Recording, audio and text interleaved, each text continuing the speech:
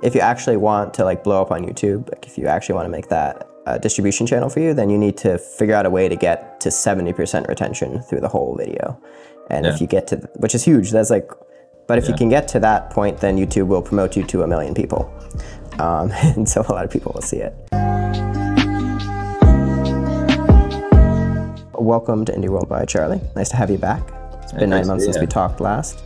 Last time we talked, Weekend Club was still called Weekend Club, and now Ramen Club is called Ramen Club. Is that a continuation of the same thing, or did you relaunch? It's a continuation. So some things are like, a few things changed. But I think the main thing was like, there was I've been meaning to do something with the branding, as in like the visual identity for a while. Like I used to work in that industry, like in creative agencies and stuff. So, but I just I just never got like an idea for what I wanted it to be, so I kind of put it off because it's just like there was a lot of other things going on. So that was in the back of my mind anyway.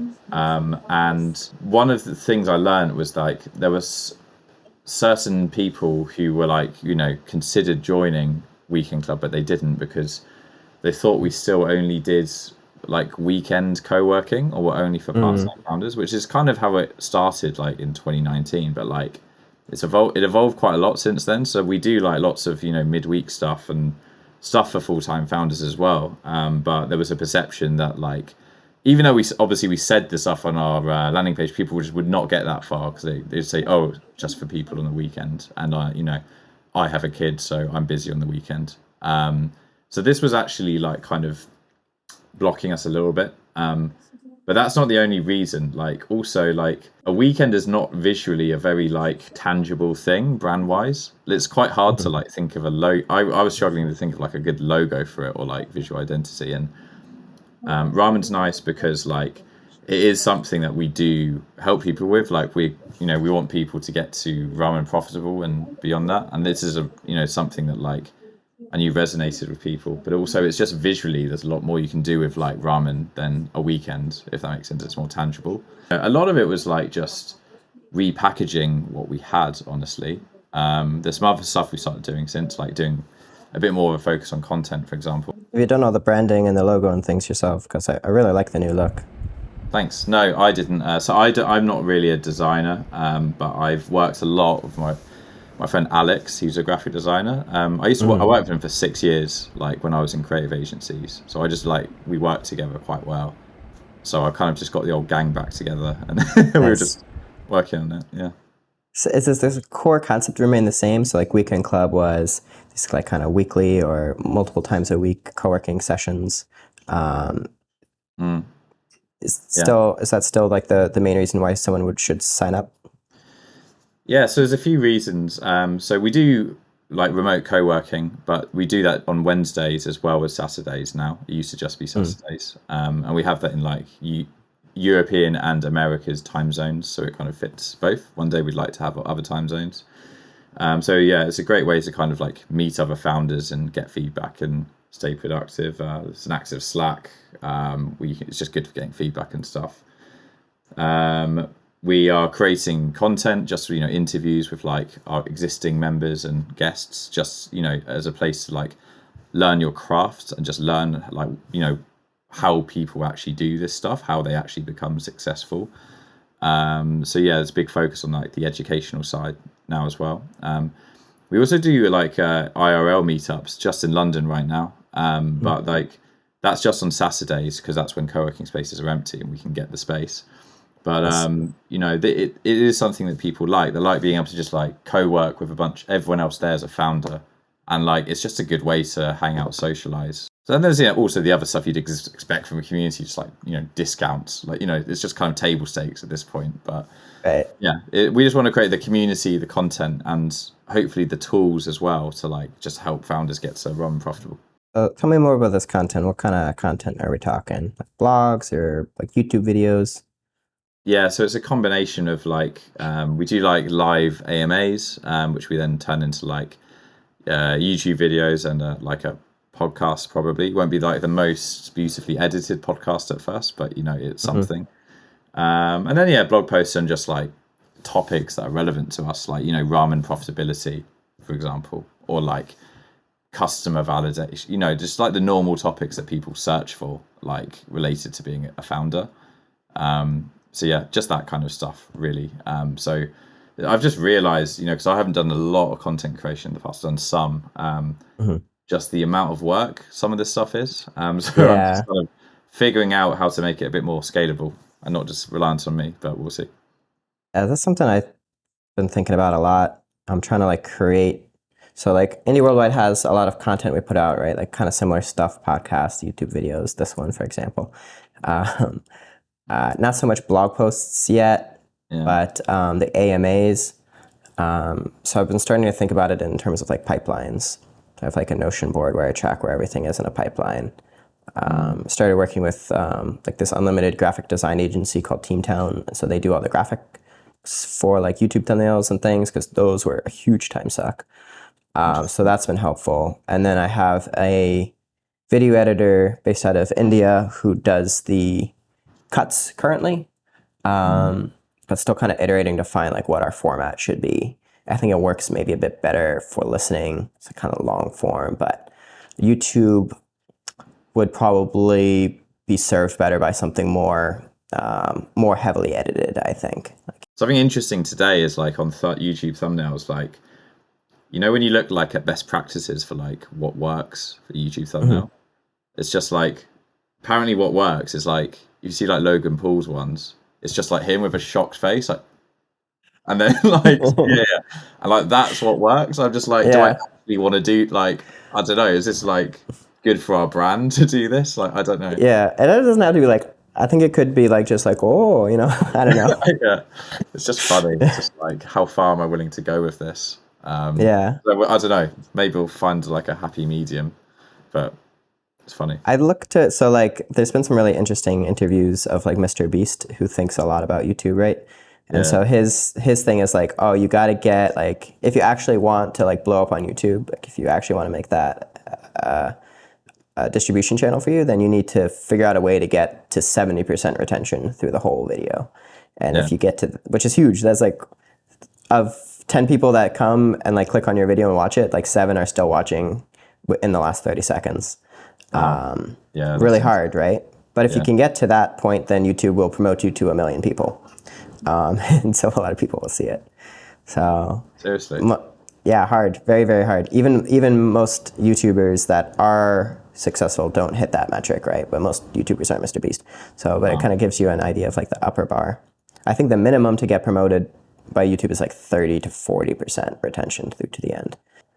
Some people do find us through YouTube, which is cool, but not a ton. I think way more from like Twitter for now, and like a bit of cold outreach in the past. That's cool. How are people finding out about Ramen Club? So primarily right now it is Twitter as well. The Indie Hackers website is still like a surprising source of traffic, considering I haven't actually been that active on it in the last year or two, but people just, I think they just find old posts about it. But I've started doing a little bit more on that. But to be honest, another one is just like, you know, because we have a free community in London called Indie London, which has about 800 indie hackers in it. And we just do meetups every month from indie biz, and I just meet a lot of people through that, you know, just like kind of tell them about it, and they check out like an IRL event, and then sometimes they sign up after. So that's actually like, while it's like low total reach, it's just like much warmer leads, if that makes sense. So, I mean, the big question, of course, is Ramen Club ramen profitable? Not in London, it isn't. If I lived in like Chiang Mai, it would be, for example, or maybe even other parts of the UK. But it's on $4,000 MRR. But to be ramen profitable, it would have to be 5,000.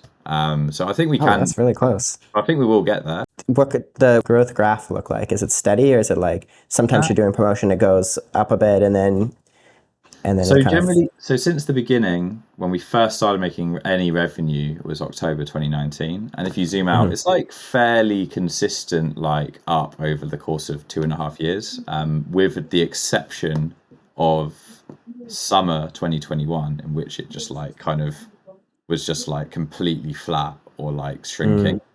And the reason for that is because like a lot of our growth happened in the national lockdowns during COVID, right? Mm-hmm.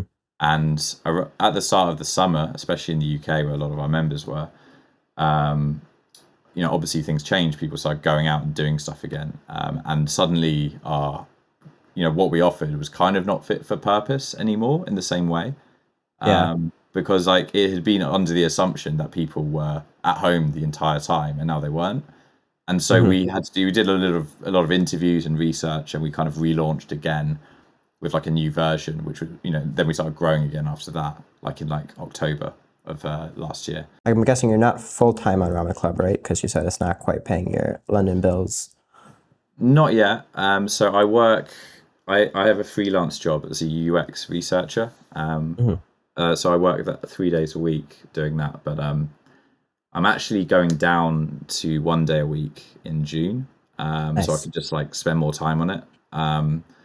So that'll be a big step for me, and then yeah, obviously want to quickly as possible get to Ramen profitable. It's just to kind of Yeah. so it's a little bit less stressful, but I think there's a certain point where you just got to sort of take a bit more of a leap, honestly. I've already been quite risk averse in terms of that. I've always like had contracting income the whole time. Yeah. But I've just like slowly reduced my days as time went on. So do you have a growth plan now? So like once you go full time, how are you going to get it to be ramen profitable? So yeah, I think it's just really comes down to content, honestly. Like we'll see which of these channels works the best. I have a suspicion that like it might be SEO, but I'm not sure yet. And I haven't done a ton, and also what we already have with like the kind of events like IndieViz that tends to work already.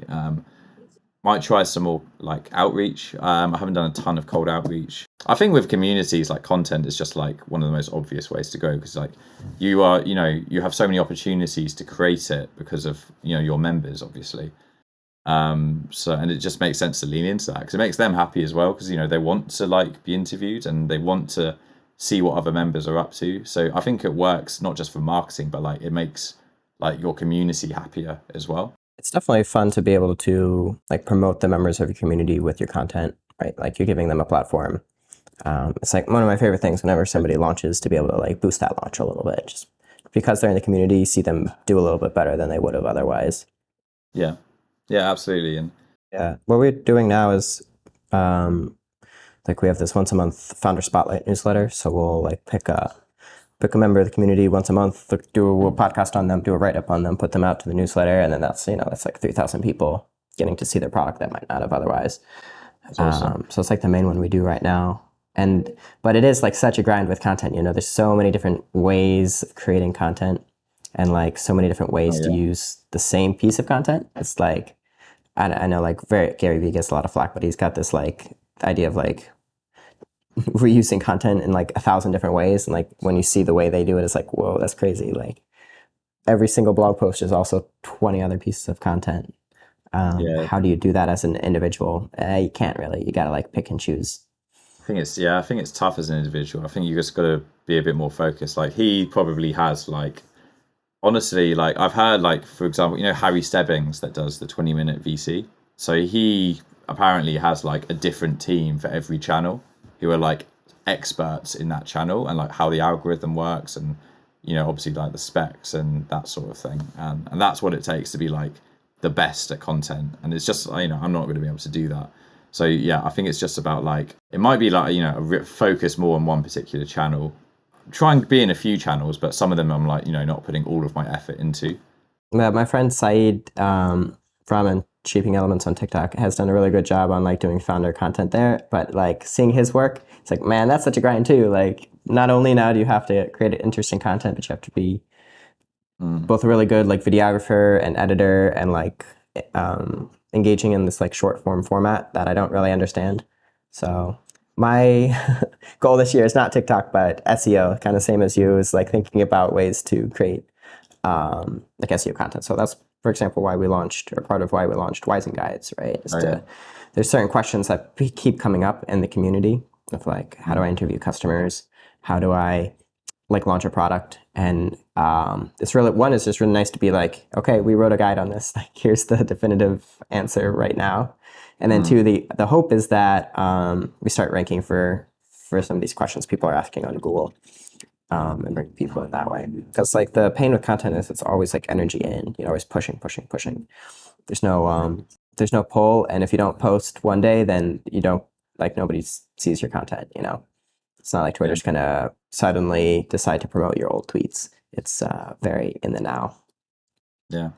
And same with like YouTube and podcasts. You like get most of your views and listens within the first week, and then not that much afterwards. But like a blog, if like it's showing up on Google, then for 10 years you might get traffic from that blog. Yeah, it's a way different game that I really don't know the answer to yet, but it seems worthwhile to learn. Yeah, it's a very long-term thing, isn't it? Like, you can't just expect immediate results. Like, my friend Julian tweeted earlier, like the best time to start SEO is 6 months ago, kind of thing. And yeah, I think that's very true. Yeah. You're just like, especially when you're like impatient, you're just like, why am I not on the first page of Google yet? Like, what's going on? Like, what do I need to do? Yeah, I mean, it does seem to be somewhat of a skill thing. Like I see people talking about ranking very quickly for certain things. Yeah. But I feel like whenever somebody is finding success quickly, it's usually they have some unfair advantage that's either spoken or unspoken. So it might be, they have this other giant content site that they can use to like share domain authority, or some other like way of promoting their stuff. Or maybe it's just like a long time of building up the skill set of knowing how to rank for certain things and like what keywords to go after in the first place. So Ramen Club, almost ramen profitable. You're down to 1 day soon, a week of freelancing. What are your goals for like the rest of 2022? What do you want to get done before the new year? Yeah. So this year, I mean, obviously, a big milestone is just get to run profitable, because everything after that, like in theory, should become easier if you just have more time to spend on it. But after that, so yeah, we just want to continue obviously improving the community, just like trying to keep talking to people and just make things better, just a better experience. I'd love to by the end of the year, my main goal was the 5K, but I think it'd be a great milestone to one day get to a 10K MRR, because it's just more money and time you can reinvest in the community as well. Creating content along the way. But yeah, a big thing that we're actually looking at as well is the tools side of it as well. So I think I briefly mentioned this on Twitter before recently, but we just want to start with our community, building stuff for and with our community in a kind of community type of product studio called Studio Ramen. And it's funny because I spent a lot of time last year in DAOs, Shiny Objects and Friends with Benefits, and I've just seen a little bit about how they operate, and it's just there's a lot of things that non-crypto communities can learn from DAOs, in terms of without the need, you can do some of the stuff without a token, in my opinion, but just the way they get their community members involved is quite sophisticated. Are you going to tokenize it, or are you going to fiat it? Fiat. Some other fiat. I'm not actually sure there's the appetite to go full tokenization in our community. So we acquired a micro SaaS off one of our members recently, nice. Which he just hadn't worked on it for a year. So it was one of those situations. It was sort of gathering dust. But he still has 10%, so he'll see some upside if we do make something of it one day. And so I just post paid bounties in the Slack of people who want to help me fix some stuff in Django, for example. I'm not a developer myself, but I've done product management and UX research, so I know products, but I don't code myself, kind of thing. I more work with teams. But yeah, it's just it lets you create a leaderboard for shipping stuff within Slack. So it's called Power Up. So it's a bit Makerlog or Whip Chat. They've got those shipping streaks. When you post a daily update, it just lets you do that natively in Slack, basically, just to kind of, I guess it's a way of just helping to engage. It's very niche, right? Because it's just for shipping sort of communities, but it's something that we wanted anyway. And you're very welcome to try it, by the way. And yeah, that's an example of our first kind of product in the studio. We've taken something, we branded it, and fixed it up. We actually removed a couple of features just to keep it a bit more focused. And we'll try and do other stuff. And it's just a bit of fun, right? I just want to create cool stuff for founders basically, and this could be one of those things. So I think like one that's a really bullish signal of for any community is, are the members like collaborating on shit? If they are, valuable yeah, community, right? Like people are actually building things. Like our Slackbot version was Skunkbot that we had launched, and that was like made by Norbert, who's in the indie worldwide community, and it's like a way for people to automod, because you just like react with skunks and then it gets deleted automatically if it's shit. oh yeah, no, I actually remember. I actually remember that. That's a cool idea. I like that. Yeah, I didn't end up like, people don't seem to use it that much, maybe because we don't have enough spam, which could be good. Oh, and the other thing is, I think like one of the things, like the value of a community you get as a founder of the community is not limited to just like the dues, right? I think that's actually the least of it. I think the most of it is the products that come out of it, because you're talking to these founders, you're finding out problems that are shared by everybody, and then when you launch, then it gives you like a really good opportunity to launch things off the back of that.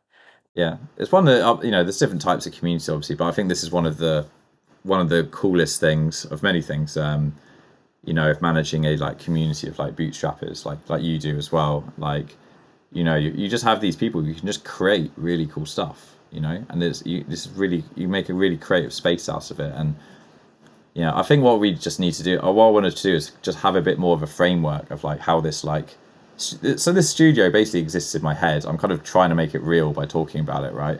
There's no office for it, but like I think it's more real if there's like a framework of like, okay, this is actually what it's for. This is how it operates. This is how you can choose to get involved, and this is how we incentivize you to do that. See, it feels very related to this idea that I learned about recently called Squadwell. Have you heard of this? Oh yeah. I've seen that thrown around a lot in like crypto communities, like where people were like group.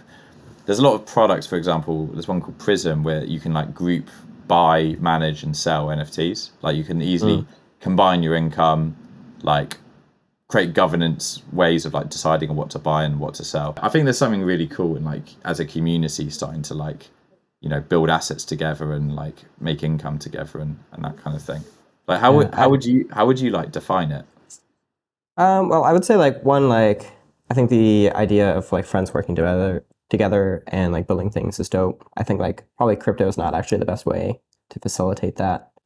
One would just be like a formal company, so you create an entity called like Ramen Club Studio, and then people are contracted through it, or like join as employees with like set relationships. Easier once the studio already makes money though, so it's kind of like harder to bootstrap. It's like, oh, do you want to have like a 5-6 partner LLC? Probably not. So the way we're doing collaborations right now in Indie Worldwide is just much more informal. It's like, usually I see somebody is working on an idea that I want to build for the community. And so instead of me building it, we work together, and with me as like just being the first user. Or so like in the case of Wisen Guides, I knew I wanted to build a resource of like basically in-depth blog articles for founders.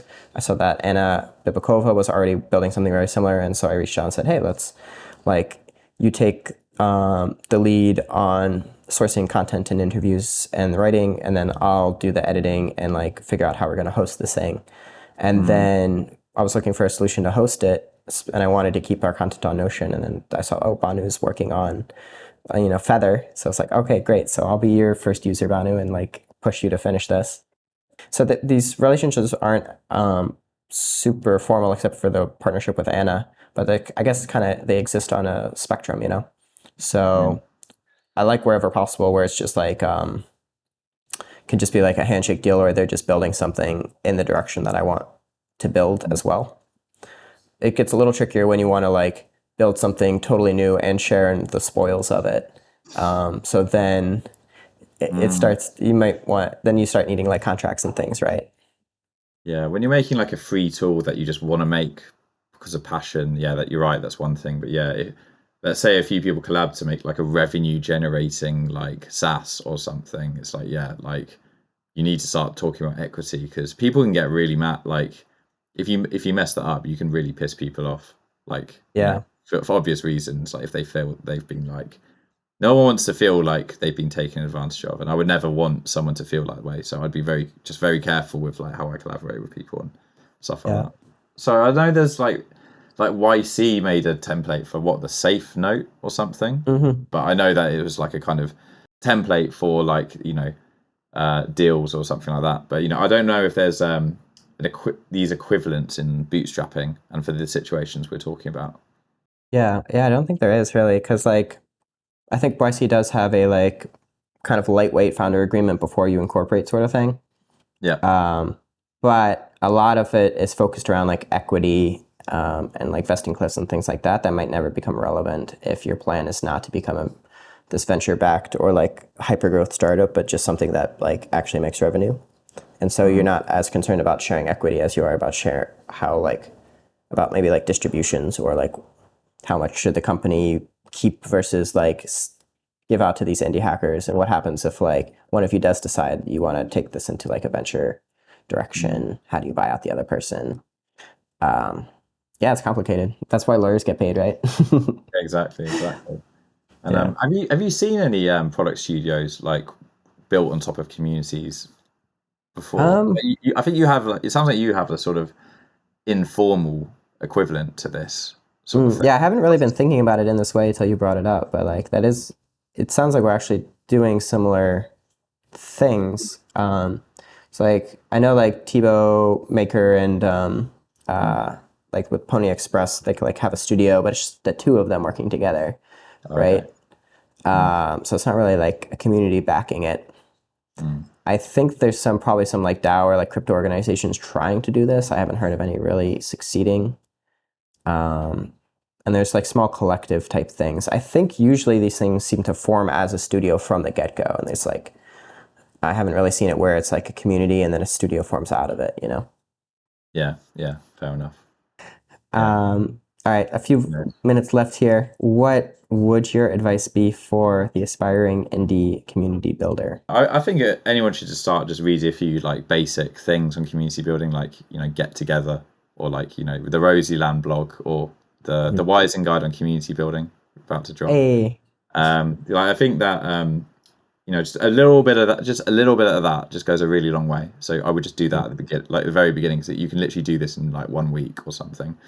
I would say also just to kind of start small, like you don't need to have like a big community like from day one, and it's very hard to do that. And even if you do that, like it's very hard to get a big engaged community from day one. It just takes time. Like people forming relationships takes time. You can't like force that to happen like in 10 days or whatever. So take a long like term point of view and just start small. Like just have like a really good group chat at the beginning, like with like 10 people in it in a Telegram, like, and just make that really good, and then like take the next step sort of thing, and just keep getting feedback from people as you go. And I also recommend that community builders, especially then, you participate in communities too.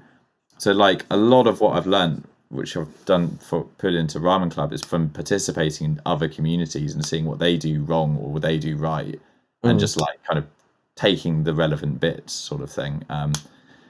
Yeah. So yeah, I mean, if you just do those things and you don't give up, and you're focused on like not just like you're creating an environment where it's easy for people to have like good relationships. Like I think you'll go far.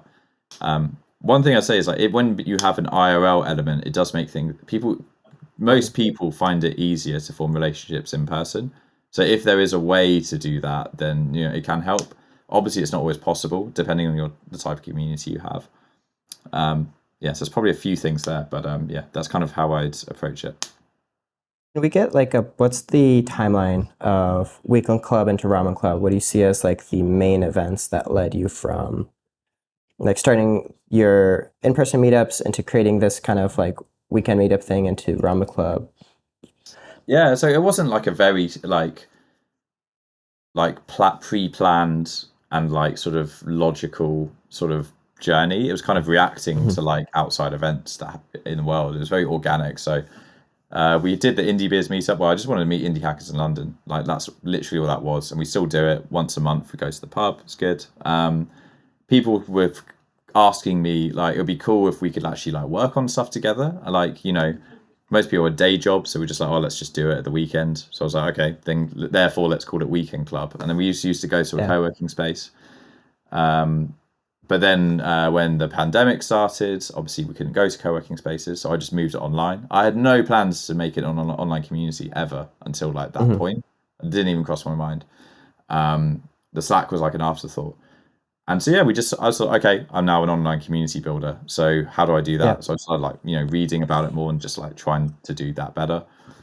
Then when the pandemic stopped, well, when the lockdowns ended is a better way to say it probably. Then we just like we started doing online and in-person stuff again. So those are the kind of three big like sections so far. And yeah, just continuously speaking to people, trying different things out and seeing what works. And it's been like 2.5 years since we started. Be 3 years in October. Yeah, that's kind of the broad narrative of how it's gone so far. Right on. Well, Charlie Ward, Ramen Club, it's been a pleasure as always. Where should people find out more about you? Yeah, you can find me on, I'm quite often on Twitter. So at Charlie R. Ward on Twitter, or Ramen Club HQ is our brand account. Yeah, that's the easiest way to reach me, is just on Twitter. So yeah, do that. Nice. Well, sir, thank you for this interview. I hope you have a great day, and I hope that maybe we can meet up in New York. That would be fun.